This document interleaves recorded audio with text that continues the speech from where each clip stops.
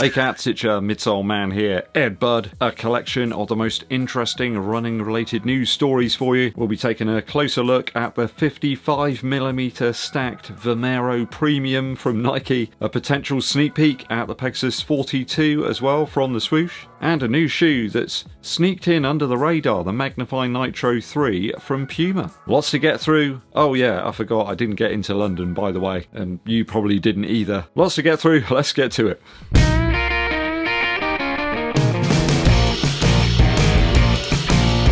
Thanks for joining me on the running news today. It's always appreciated. Hit that subscribe button and give this video a thumbs up like. Drop us a comment as well to help with that YouTube algorithm. Dankeschön.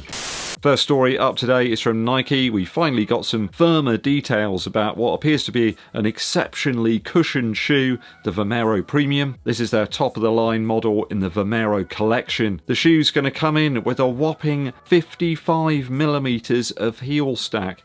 So that's 2.1 inches. It's hard to fathom, you know, if you thought the Prime X from Adidas was big, then this thing's going to be even bigger. That's the sample size as well. Imagine this in a UK 11 or a US size 12. That's the shoe size that I normally take. I'm probably going to be in the region of 58 to 59mm of stack. I mean, I'm tall enough already, guys. I have to like duck when I go through certain like door frames and stuff. I mean, if I'm going to review this, I'm going to have to wear a Union Jack dress, right? 45mm in the forefoot and a 10mm drop. I can see how a compressive cushion could be useful in a running shoe, but I think that any significant bulk that we have here will like outweigh the propulsive advantage that you might get from all of this. It's a little bit like the Pegasus Premium. That shoe was very comfortable on foot, but I'm not sure that it was the greatest running shoe of all time. Looks like we have dual air zoom units here. They're shaped the same way that they are in some of Nike's running spikes. Heaven knows how much it'll cost. I think this one's set to drop around October time, so it's a fair way off yet. The Vomero Plus though is also set to be released. That's a full Zoom X shoe,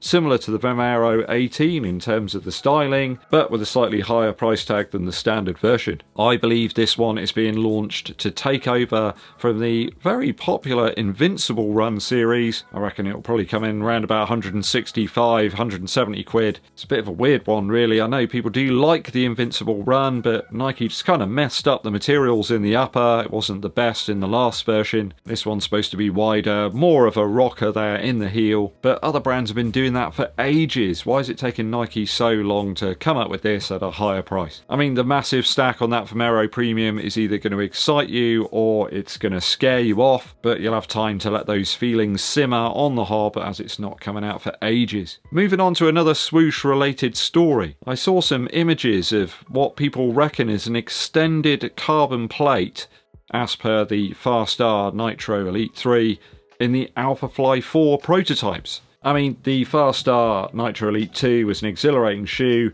It was certainly helpful going up hills with that longer plate that sticks out and juts from the front. I mean, make of these images what you will. It might just be, you know, the way the camera's angled or something. But some people are suggesting that Nike are hopping on board that bandwagon, having that plate protrude out the front of the shoe, extending the length of it a little bit to get that same feel out of their new ALPHAFLY. Have Puma really got Nike on the run that much that they're now going to copy other ideas? Let's not forget that Nike have been very, very quick off the bat to sue and take legal action against other manufacturers that have used anything that even closely resembles their ideas and designs. I think that that plate is only part of the Puma's advantage though. I think it is a little bit down to the ATPU foam in the midsole and the fact that they've carved away loads of it, and then you can add the plate in as another factor. Simply the lightness of that shoe really does make it what it is. I mean, the ALPHAFLY 3 is lighter than all the other versions of it so far, but it's still significantly heavier than the Farstar Nitro Elite 3. But unless we know more about it, it's just speculation right now. They'll probably refine and develop that shoe even further. Next up, a sneaky peek at what could be the Pegasus 42. This is a very early kind of design mock-up here. No surprises here. What appears to be a Zoom Air unit, certainly in the heel there.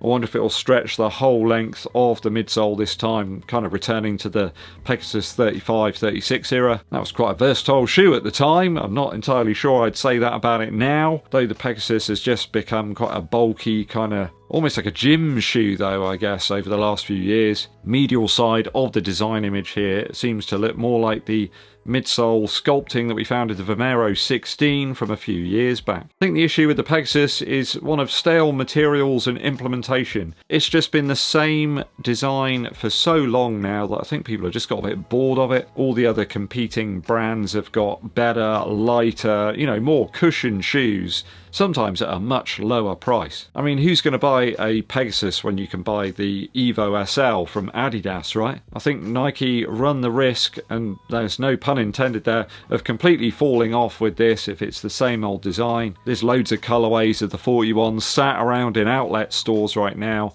I think people just really want the Pegasus to include a little bit of Zoom X or something else in there somewhere just to jazz it up, just to refine it a bit more. Maybe a puck of that foam, under the forefoot. Maybe a larger air unit in the heel to really provide some cushion. But the issue there is that air units are quite heavy. You've got to glue them in. Despite the efforts to even lessen the weight of the ALPHAFLY 3, there's only so light you can make it. I think brands like ASICS and Puma with their Metaspeed and Fast R models are really at the cutting edge of design right now. The swoosh seems more interested in like Travis Scott collaborations. I mean, what were the design team thinking during the lockdown? There were some really bizarre decisions there from Nike. Anyway, I don't think we're going to see this Pegasus 42 model anytime soon. My bet would be 2026. There's just too many Pegasus 41s to shift right now.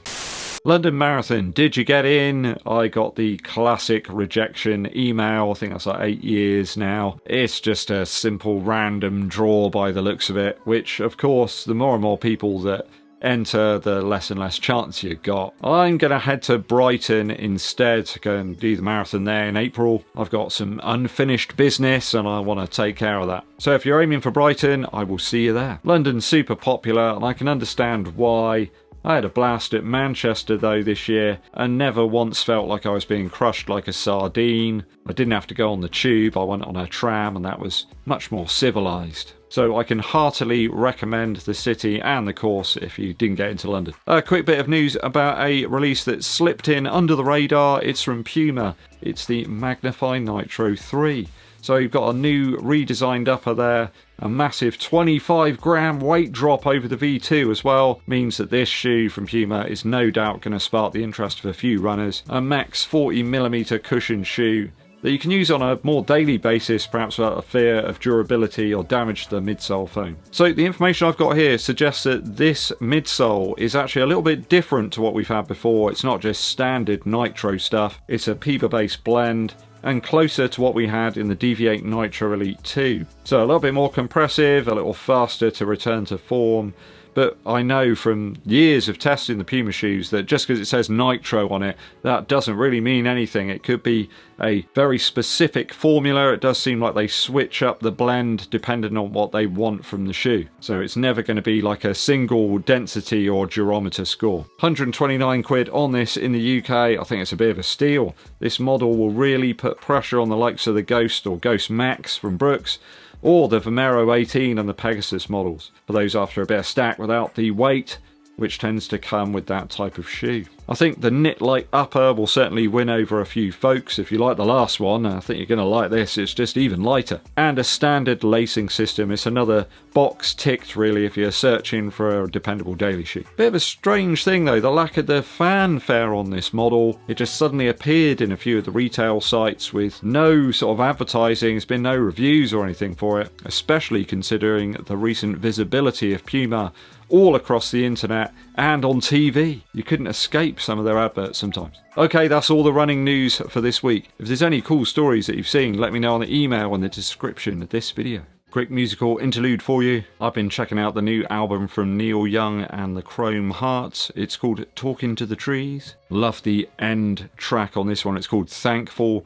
Beautiful, gentle, magical tune. Reminds me a little bit of his track Harvest Moon. It's got those vibes, but a really delicate vocal there as well. Neil Young kind of looking back on his life and where he is right now and being thankful for all of it. I would assume though that he's going to crank up the volume a little bit at his Glastonbury performance, so I'm going to be tuning in for that on Saturday evening, hoping for a incendiary performance of Like a Hurricane and also Crowd Pleaser, Keep On Rocking in the Free World. Go and check this one out though if you're looking for something for a quiet afternoon, you want some calm and peace. Neil Young with Talking to the Trees. Thanks for tuning in, people. Hope you enjoyed today's video. Hit that subscribe button, it really does help out. We're slowly getting there. I want to hit 100,000 so I can get one of those cool plaques, you know, that everybody puts up. I really want one of those, that would be cool. I put a lot of effort, time, hours and energy, I guess, into the channel. And if you are a viewer and you haven't subscribed yet, it would help me to get there, alright? Also give this video a thumbs up, like, and drop a comment for the algorithm. My name's EDDBUD, and I'll be seeing you